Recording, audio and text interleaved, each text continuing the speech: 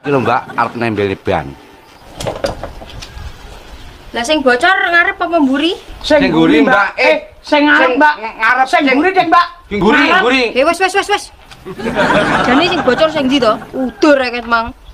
Kowe lendut malah melok omong Susu tak kon nyukit cangkemmu karo Mbak iku. Lho, Mbak lho teko aku mosok arep tak jawab to, Pakno. Wes ngene ae, kok bane ngarep mburi tak tembelane kabeh. Aja, Mbak. Lah wong sing bocor lo ngarep tok. Yo ben Piye to, Pakno? ben suwi. Siap, Bosku. Aja sampean Mbak mane-mane ayune. Tak aku ae. Oh nggih. Lho, gak njangan nih. Wis tak omongi to, sampean ki wis rasa tambah gawe sing ngabot. Pikirin kolesterolmu lho. Wis rasa mbok wangi, aku iso dhewe. Iso dhewe tenan? Oh. Ya adalah, lak tenan to, domengi nyengkel kok.